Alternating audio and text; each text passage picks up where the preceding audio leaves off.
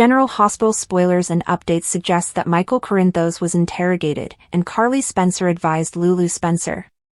In addition, Jack Brennan made an offer to Nina Reeves, while Portia Robinson broke her relationship with Isaiah Gannon. Michael questioned Anna Devane, and Dante Falconeri officially questioned him at the PCPD.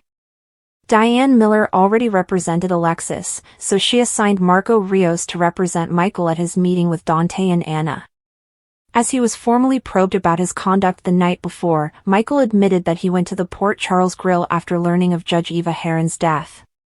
Michael claimed he went to unwind and struck up a discussion with Jacinda Bracken in the bar, unaware she was the escort who had previously been pictured with Drew.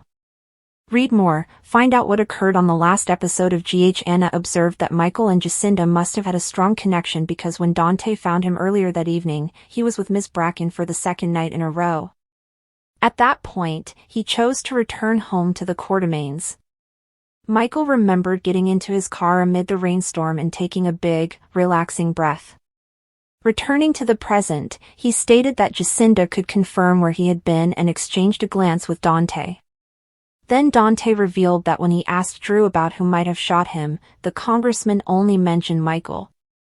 Marco interrupted when Anna brought up Michael punching out Drew. Anna brought up the incident where Michael allegedly attacked Drew at the Metro Court, but Marco cut the conversation short because there was no formal complaint. After she finished her questioning, Anna told Michael he may leave for now.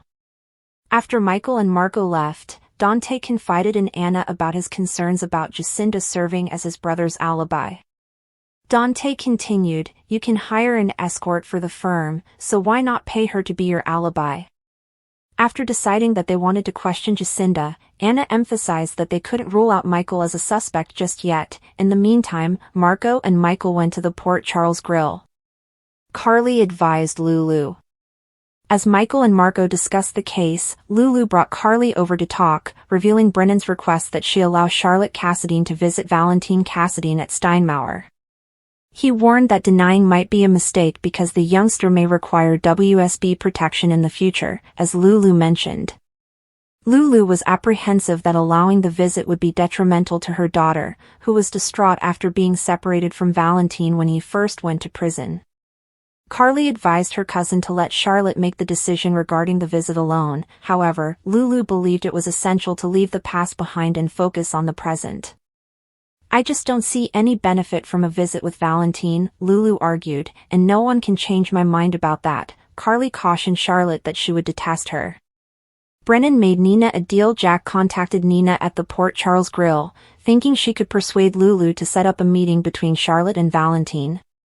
Nina was hesitant to get involved, knowing that it would make Charlotte a target. Nina indicated that Jack's plea would have been received better if he hadn't needed Valentine's help. Brennan pointed out that she and Willow Tate may benefit from assisting him, arguing that their alibi for Drew's shooting was flawed. "If you assist me with Charlotte now, the WSB will help you when you and your daughter need it. Honestly, I believe that day is approaching quickly," he joked. Jack left the restaurant after encouraging Nina to think it over and inform him of her decision. Nina then focused on Michael, who was drinking at the bar. Trina confided in Emma while at Bad Gen Cafe with Kai Taylor. Trina Robinson was relieved to receive a call from Drew's other assistant. The congressman was awake, but she became concerned that Drew had observed them at his home the night he was wounded. Drew was still ignorant that he had switched sides, so Kai headed to the hospital to see whether his boss had any suspicions. Trina barely noticed Emma Scorpio Drake's presence at the cafe, which alarmed her friend. Emma served Trina tea, sat down, and gave a listening ear while Jocelyn was still out. When Trina expressed her guilt for her parents' problematic marriage, Emma reminded her that she was not to blame for their happiness and should concentrate on her own well-being. General Hospital recap September 10th, Michael interrogated, Carly advises Lulu, Jack makes a deal with Nina. Portia ends things with Isaiah in Portia's office. Isaiah praised her and Lucas Jones for saving Drew's life, but the chief of staff regretted leaving Dr. Gannon's bed that night. Portia stated that it was tough to feel pleased about the successful operation in light of Drew's awful actions toward those she loves about. She also wished she hadn't left Isaiah's bed, because the upheaval in her life, combined with her status as his boss, meant that whatever transpired between them could never be repeated. Isaiah agreed to respect her decision and keep their affair private, telling her, "If you ever change your mind, I'd be very interested in seeing where things could go between us." Portia responded that she would like that as well, but they weren't the only ones a relationship would affect, and she couldn't do that to Trina. Isaiah stated that he will continue to hope for a change. Elizabeth updated Lucas elsewhere at GH. Lucas and Elizabeth Weber discussed the increasing police presence since Drew awoke. Liz wished to avoid being questioned since she had heard Carly threaten to kill Drew, which made Lucas nervous. He was convinced that his sister had not shot Drew. "Well, you may be certain, but I am not." "Your sister was furious," she shouted. She believes Drew endangers Michael, Wiley, and Amelia Corinthos, and we all know how far Carly will go to defend those she cares about. Willow conferred with Chase at the hub. Willow informed Detective Harrison Chase that she was unsure about reuniting with Drew, but that he was her best option for obtaining custody of Wiley and Amelia. Later, Elizabeth informed her that Rick Lansing would be away on a digital detox for an indeterminate duration, leaving Willow without legal representation. Willow felt more than ever that Drew was her last hope of defeating Michael after Rick and Judge Heron died, despite Liz's attempts to persuade her otherwise. "As much as I dislike Drew, if I want my children back, I will need him with me," says Willow. Elizabeth encouraged her to continue working hard to demonstrate to whatever judge replaced Heron in court that she was capable of being a responsible mother, Drew or not. Drew points the finger at Curtis while Curtis ignored Chase's questions in Drew's room. He blamed Michael for shooting him and then implicated Curtis Ashford, despite the fact that he had not seen the intruder. Despite Drew's attempts to influence him further, Curtis seized control by emphasizing Drew's vulnerability. "Someone attempted to kill you. Who's to say they won't return to complete the job?" he pondered. Curtis left when Lucas arrived, but not before expressing his hope that Drew would not interfere with his recuperation. Chase accosted Curtis as he left the hospital, asking about his whereabouts the night of the shooting. Curtis refused to respond without a lawyer present. Chase contacted the desk sergeant to check Curtis' exact departure time from the station the previous night, following Stella Henry's arraignment. Lucas conducts an examination in Drew's room. Lucas evaluated the congressman to determine if the placement of the second bullet had any long-term consequences. Fortunately, Drew exhibited no signs of paralysis, which Lucas credited to Dr. Robinson's competence. "The true miracle is that she saved my life," Drew quipped.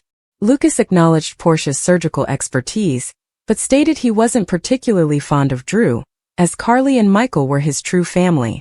Kai arrives at Drew's but will not do him the favor he requests next. Kai arrived, hoping to ascertain whether Drew had any doubts about his being at the house on the night of the shooting. Still confident of his intern's loyalty, Drew directed Kai to retrieve the goods from his safe. However, Kai, assuming Drew was looking for the evidence against Portia that he had destroyed, stated his unease with sneaking into the house, citing it as a crime scene. Drew eventually let the situation go. After leaving Drew's room, Kai approached Willow and told her Drew wanted to see her. Willow entered his room, closed the blinds, stood straight with her shoulders back, and concentrated her stare on her ex-fiancé while he slept. Drew awoke and Willow prepared to hear what he had to say. Share your opinions in the comments area below. Keep watching ABC soap operas to find out what happens next.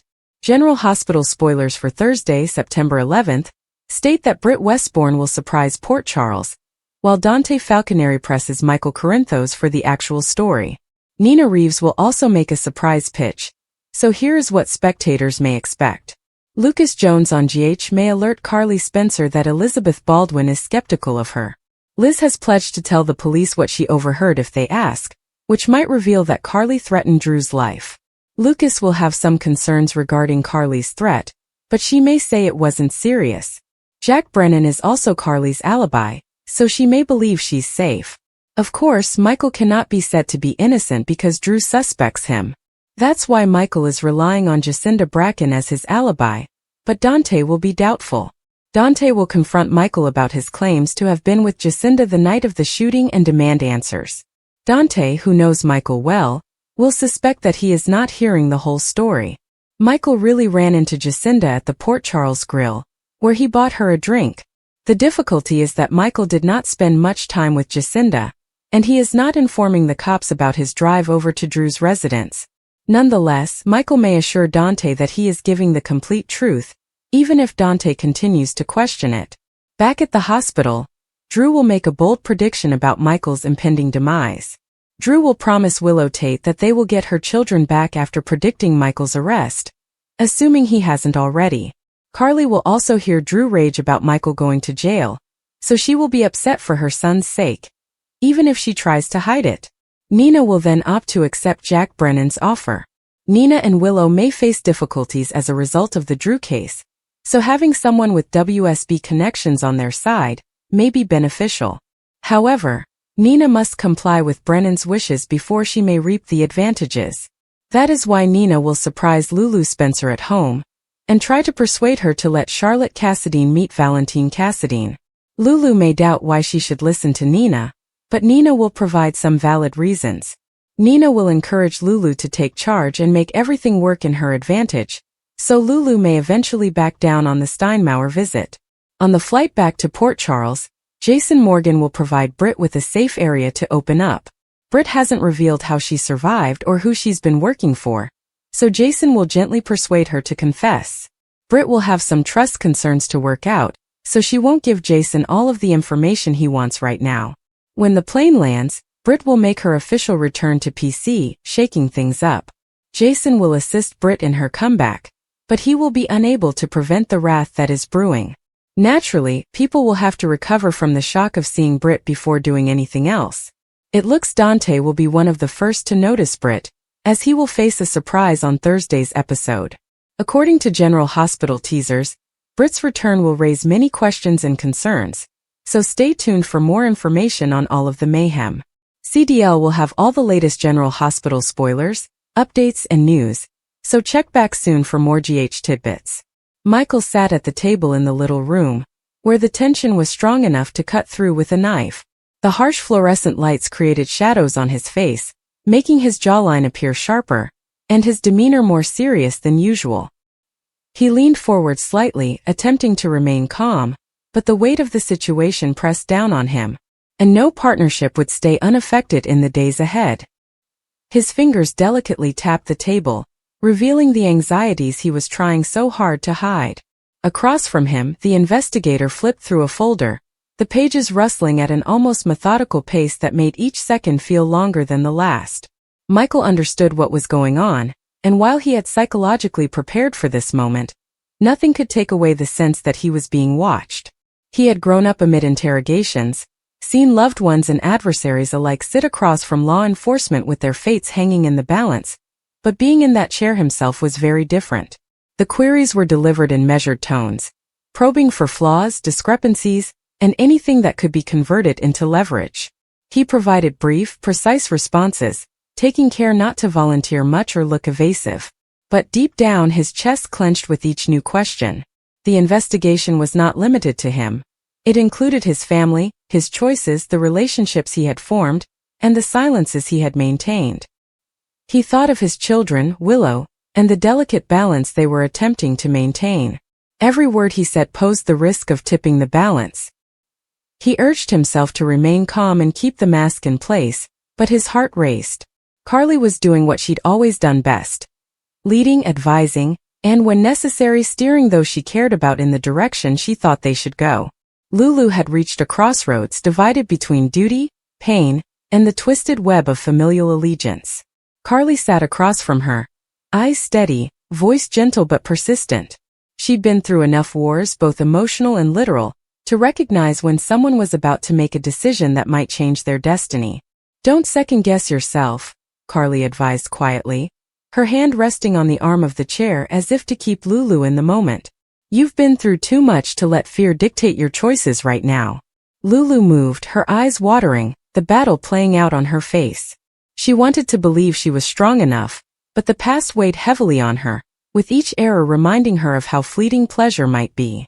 Carly leaned in, her voice low but firm, assuring her that she didn't have to bear the burden of everyone else's sins, that she had the right to follow her own path without remorse.